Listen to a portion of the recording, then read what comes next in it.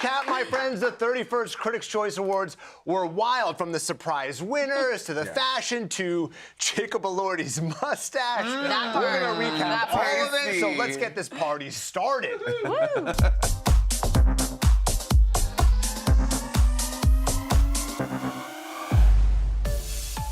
I mean, so much to talk about. One of the big moments from the end of the show, Timothée Chalamet won Best Actor. So let's take a look at that moment. The Critics' Choice is Timothée Chalamet, Marty Supreme. Damn, I'm more nervous than I thought I'd be. All right. Josh Safdie, thanks for crafting a role and a story.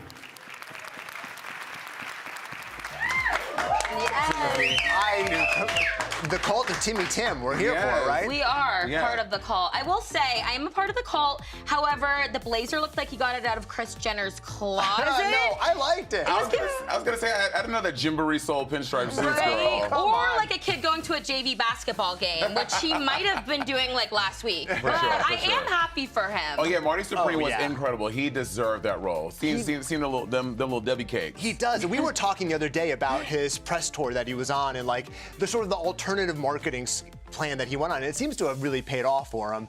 I do like in that clip, though, that he got up on stage and he was like, I'm more nervous than I thought I'd be, which is a big 180 shift from at the SAG, or the Screen Actors Guild Awards last year, when he was like, look, I'm trying to be great. I'm trying to be Michael Jordan. I love that this win seems to have affected him. Well, at this point, he's been dating Kylie for a year, so if he didn't win, Kris Jenner would have bludgeoned him, I think, girl. But not just a year. It's those critics. Yeah, it's his second award season with Kylie, which is like 36 Hollywood dog years. So, you know what I mean.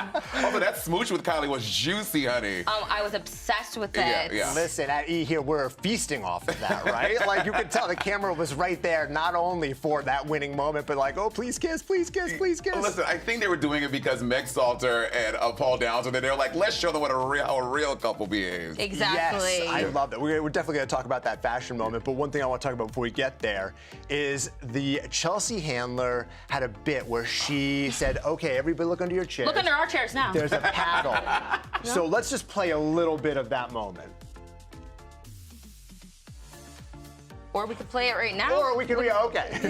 Yeah, we could play it right now, so essentially. Throw it up there if you got it. If not, so Kathy Bates pulls out the paddle. It's under hers, and she licks the paddle. Listen, well, because they said whoever had the paddle under their seat got to spank Timothy, which is maybe why Kylie was making out with him as like claiming her territory against Kathy Bates. Back off, Kathy Bates. She's been in the game for a long time. Kathy is not a cougar. She's an apex predator, okay? Exactly. She's been hobbling men for a very long time. But I will say, Kathy Bates spanking Timothée Chalamet in Calabasas, wearing a Kylie lip kit, sounds like a storyline on Euphoria, which might be better than the writing that they currently have. So I'm here for it. It was giving me like James Caan in Misery vibes. Exactly. Like, exactly. For a long time. Yeah. We got to talk about Chelsea Handler, the opening monologue. I mean, it made us laugh. It made us cry. It was like we were at AMC. Yeah, exactly. This is what we come here for. Yeah. She called out Leo and other celebrities in attendance, and then she had a moment to pay tribute to Robyn Michelle Rhino. Let's watch.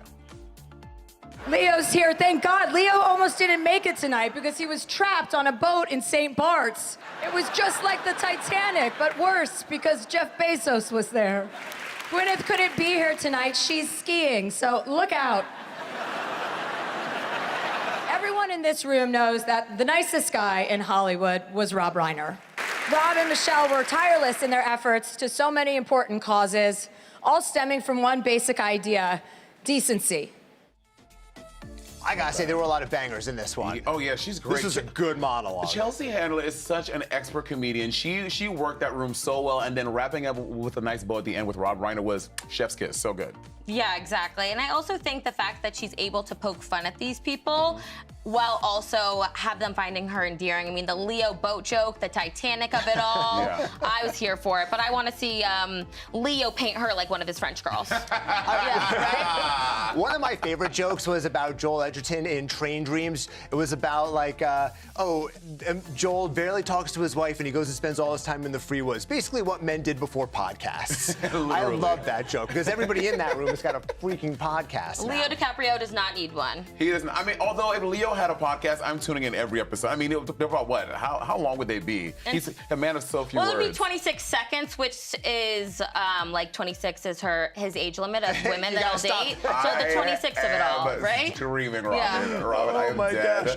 I do feel like, I don't know if anybody else is missing this context, but Kristen Bell didn't get the Gwyneth Paltrow joke. Gwyneth Paltrow, while skiing, hit a guy, or they hit each other, and there was a giant court battle over it. So there you go, Kristen Bell, Bell has you're bad welcome. Wi-Fi at her house. She clearly was not online. Yeah, her and Not like Gossip Girl. Yeah, her and Dak Shepard are too busy arguing about, and fighting about something. You know, Yeah. they missed that one too. Exactly. I mean, and obviously we mentioned it in the, in the intro to that clip, but like the moment about Rob and Michelle and just how kind and loving and giving that they were. I mean, it's definitely something that we're going to be seeing a lot of over the course of the season because we lost a lot of great celebrities over the course of this last year. But you could feel the, the love for Rob and Michelle. You could feel it in that room. You've been feeling it obviously online and through the town over the last couple weeks. But it's nice to see that it come to that real moment, you know, in the monologue and not for another moment in the show. And Chelsea also looks incredible. That pink dress on her looks stunning. And then her costume change later on to the Diane Keaton moment. Like Which is my favorite. Which was so good. She looked delicious. Yeah, absolutely, guys. All right, we got to take a quick break, but so much more to talk about, including fashion. Don't move. Hurry Don't go back. anywhere.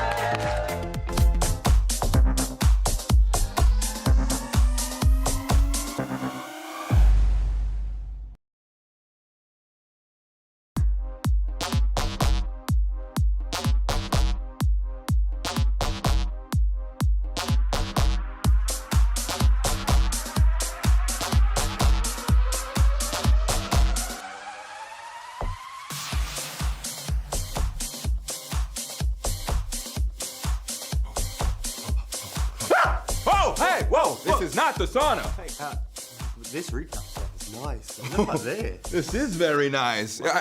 I'm Lonnie Martz. I'm me, Albuquerque. Yeah, and we host your favorite shirtless interview series here at E. And every week, we bring new friends to gossip in the sauna. Yeah, so, you know, scan the QR code to check out more because our sauna, it's always a safe space. And you guys, come on in. And the goss is always hot. All right, let's go. Let's to go. the sauna. Yeah, okay. So, this way. Yeah, thanks.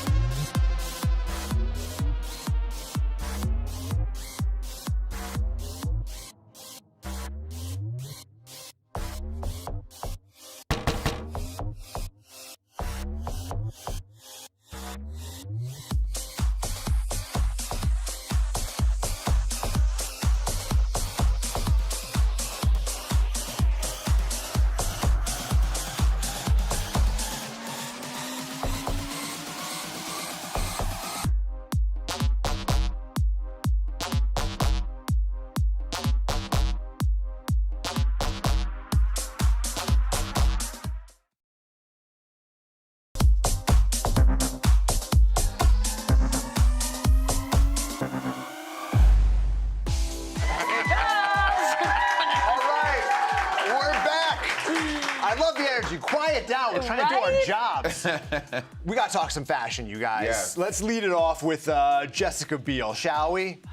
Let's take a look. I feel like we shall. Ooh. Ooh, you know, I am still on the fence about this look. I love it, I hate it. You know, she looked like she got lost on her way to a community production of Prince of Egypt. You know? And I would go and see that. Yeah, I would go and see that. I do feel like I saw her on the carpet, and I think the back, I don't know if we're gonna see it, but it looks like it exposes just like a scotch of butt crack. And butt crack is in. Is it in? Absolutely. Butt crack Timothy is in. Both Chalamet. said it. Yeah, and Timothy Chalamet. I'm not mad at it. I'm not mad at it. I do like, I mean, look, I should be doing Jessica's arm workout. It's very good. I need it as well. Arm and shoulders are solid. Ariana Grande coming up. All right, there she is. What do we think? We have a Lord Farquaad bang in brunette. But I will say it's very much giving Star Wars, Luke, I am your father, which goes along with the theme of Wicked, of finding out who your real father is, and Maury. But this is not one of my favorites. It's not one of my favorites. That little rogue curl in the back, I'm very confused by it. It's like Princess Leia had a good time and she forgot to put her head back together. Look, maybe she's trying to get her next job in a galaxy far, far away from Lucasfilm and Disney. You know what I mean? Like maybe she wants in on the next Star Wars franchise. She wants that check. Would SpongeBob go with her? Probably. Yeah, there we go. We gotta talk about some guys. Seth Rogen and Michael B. Jordan showed up in kind of the same color, right? I couldn't tell the difference. I couldn't tell the difference. Twinning. You can tell the difference between. No, they're twinning. I loved it. This like cranberry color is so delicious on both of them. This shows that this oxblood color looks good on every skin tone. Ooh, oxblood. Oxblood, yeah. Yeah, that's fancy. Maroon I do is too like gauche. this. Oxblood is fancier. Yeah, I was gonna say it reminds me of cranberry sauce. I normally don't grab at Thanksgiving, but if either of them were at my Thanksgiving table, I would put some on my plate. I would definitely put some on my plate. Absolutely. I like that. Adam Brody and Leighton Meester coming up next. Okay, this was definitely one of my favorites of the night, just because it looks like they're cosplaying Blair and Chuck, which obviously is the role that she played. I need to see a GoPro in the back of the limo of them tonight, if you know how Blair and Chuck do in the back of the limo. He's wearing so many. See, I don't love the mixing of the tie and the shirt and the pinstripe. It's too much mixing. Kind of reminds me of what Timothy was wearing though too. So maybe that's a trend. Yeah, to look I was just like. gonna say that, the pinstripes. Like I had a bunch of suits that I bought from a Goodwill when I was a kid that I got rid of, right? They're pinstripe suits. Pinstripes. I should have held on to those. They would have been Everybody totally looks like on they're in trend. Guys and Dolls. Yeah, Guys and the Dolls. Guys and the Dolls. Also, what's up with all these guys not getting good haircuts for the show? Like, get your haircut going to the award show. What's going on? Oh, they look like you, holiday Will. weekend. It's I don't And know. it was Is raining in everything- LA. Yeah, And it was that's raining. true. Traffic. Speaking of fashion, can we talk trends? Yeah? Yes. This Yeah. red carpet edition of This or That is presented by Marshalls. Now here's how it works. We're gonna look at fashion moments from tonight side by side and decide if we like this or that. Pretty self-explanatory. All right, here we go. First up, we've got Jessica Williams and Ego Nodum in classic neutrals or bold colors. Give me a bold color. Give me a bold color or a bold lip. I'm into it. And look at that little Angelina Jolie leg on Ego, honey. I'm going Ego. Lego my Ego. Lego.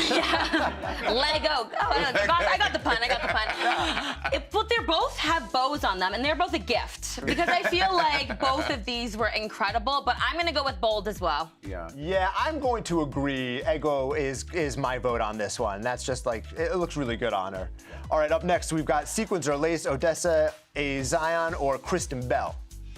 Odessa kind of looks like she's going to Studio 54 in Silver Lake, which I'm pretty sure she did on I Love Lake. But I like it. However, yeah, between Kristen Bell and Odessa, I'm definitely gonna go with Odessa. Kristen looks like she's playing the role of Gossip Girl on the Upper East Side.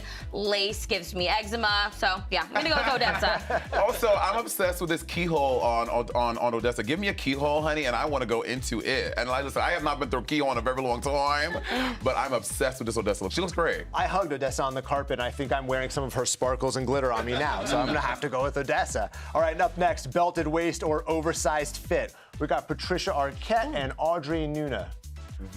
I mean, I want Audrey Nuna. Like, I'm a Huntrix girl, you know, so. Yeah. I will say it might be, whoever's sitting next to Audrey might not agree with that, just from a space perspective. But I'm gonna go with Patricia Arquette, even though I'm a demon hunter. Yeah, and listen, Audrey Nuna, take up space. Take up space wherever you can, you know, and I love that. I'm going Audrey Nuna, that. I like that, you guys. All right, just a reminder, great style isn't only on the carpet. Marshall's is all about giving everyone access to the good stuff, on-trend, brand name fashion at amazing prices. Yeah. All right, we're gonna pause for a quick break, but so much more to talk about, you guys. Stay right there.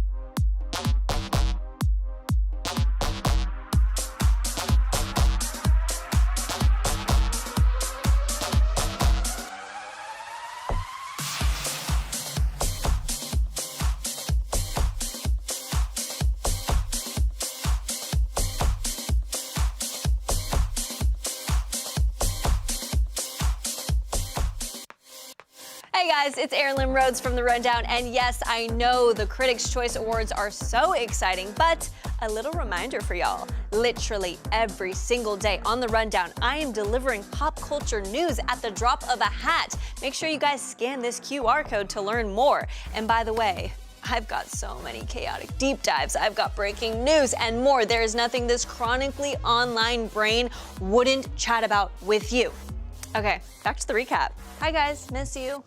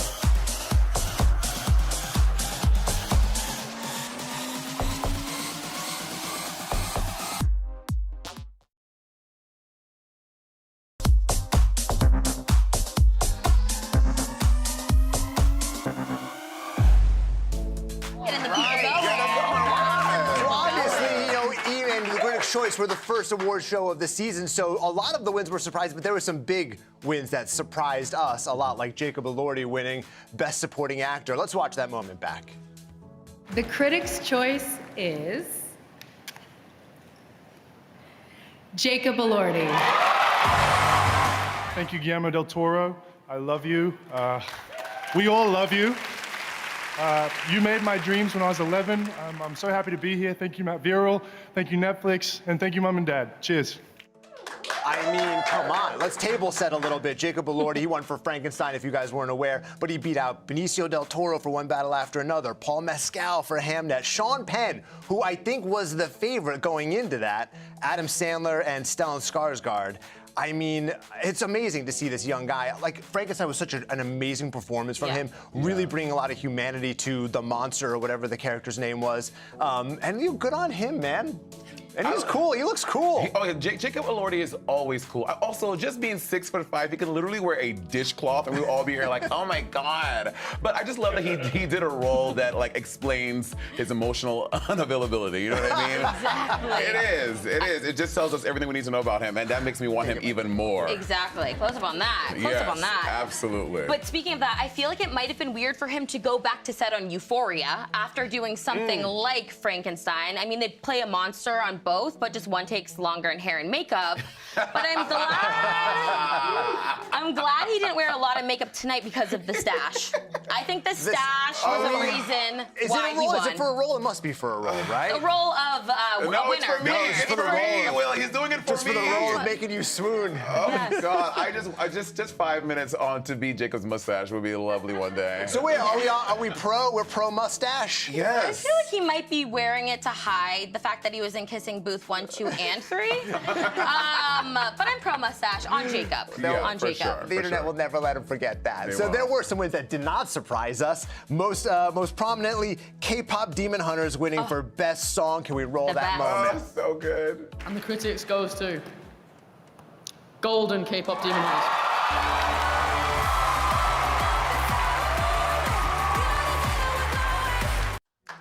I mean, we collectively, us, the people who work on this show, all kind of lost it in the room when this happened. Yeah, we really did. We started doing choreography. Literally, like we are Huntrix, y'all, strong Yes. together. Yeah, exactly. Like when, also I love her speech was so beautiful, and also just so human because she was up there, her press-on nails were falling off. She was so excited, and Golden went triple diamond in my household. Okay, at the gym, when I go into bed, when I'm everything. I love that song, so well deserved. And I feel like if they actually went on tour, the tickets would be harder to get than Eras Tour tickets, and it would be me and the iPad kids elbowing our way to get to the front. Like, that's a trainee program within itself. I mean, I love that they're showing up on SNL. They were showing up on the Netflix halftime show. Yeah. We want them to be a band so badly. And it's a little disappointing that they're not.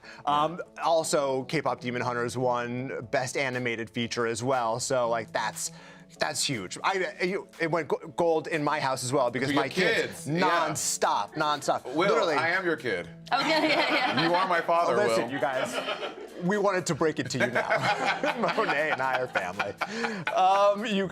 There were a lot of other, this season, award season, seemed like it was going to come down to Sinners, one battle after another. K-pop Demon Hunters, obviously in the mix for the animated series. But with one battle after another, it did seem like that win kind of pushed it over the edge. It's like started the ball rolling downhill, if it were. Do you think is this show gonna play out in other award shows? I feel like it's the pregame. It's the pregame for all the other award shows. I would agree with that. I think the other award shows are going to come down to Marty Supreme, One Battle, and Sinners. I think so, but.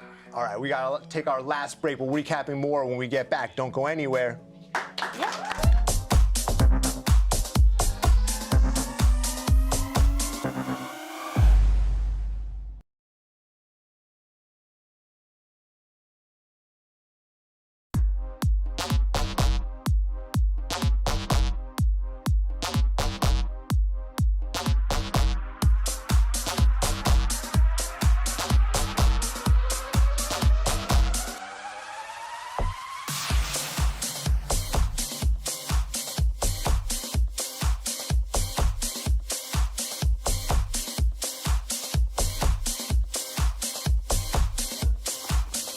We're the hosts of Hot Goss. Yeah, you should come watch it. We have a sauna show and we're shirtless. Yeah, that's it, really. This is us. And we talk to cool people, too. We do, so you guys should come on in and watch it. Yeah, man, it's fun. And look what we can do. Good. All right, let's leave now. Okay. Let's go. Bye.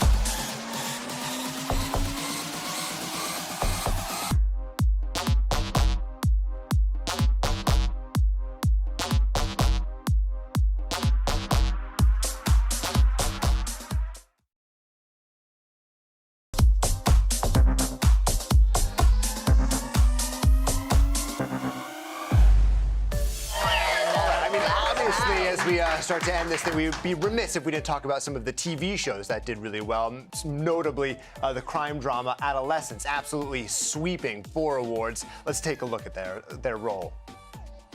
The Critics' Choice is Aaron Doherty, Adolescent. Stephen Graham. Owen Cooper, Adolescence.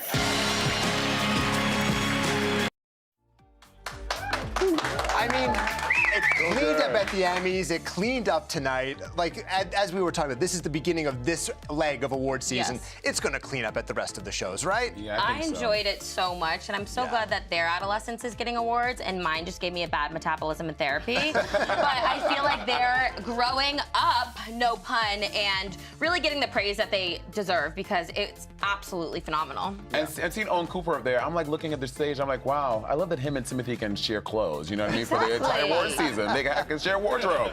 And also, just seeing that award looked like it weighed more than him. He's such a cute little kid. Look at him. I know. Come on. I talked to Stephen Graham and Aaron Doherty on the carpet, and they were talking about, you know, how many people have come up to them just to talk about the content of the show and how much it meant to them and how much it helped them start conversations with their own kids about some of the very real stuff that's talked about in that series.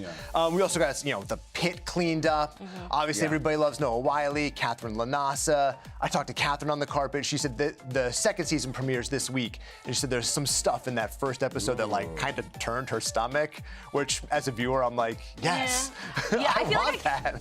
The Pit is the only hospital show I can watch. I can barely make a doctor's appointment for myself still. So watching The Pit is a little bit of a hard time, but Noah Wiley makes it worth it. It doesn't make you feel like a responsible adult. No.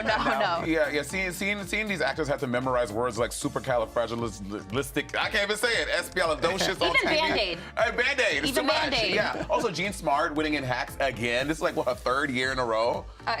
Something like that. I know.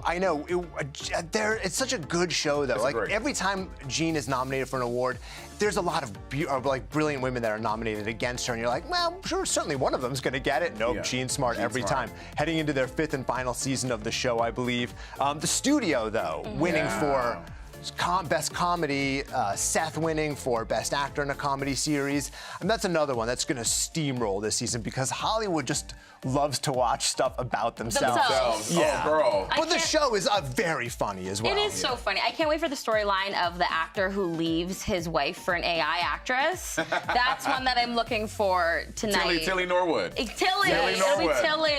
Real quick, I talked to Chase from the show, and she said that they start shooting the 2nd season next week, and that they have they've kind of upped themselves in terms of the guest stars. So, well, maybe they need guest stars from the recap. Yeah, hello. I know. What the heck? Get them on the phone. All right. I think that wraps it up, you guys. Any final words? No, I'm excited for award season. This is a great little bellwether to the rest of the thing.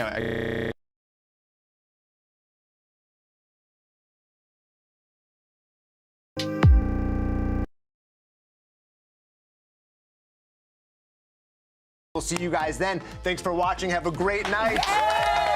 Season 2. Thank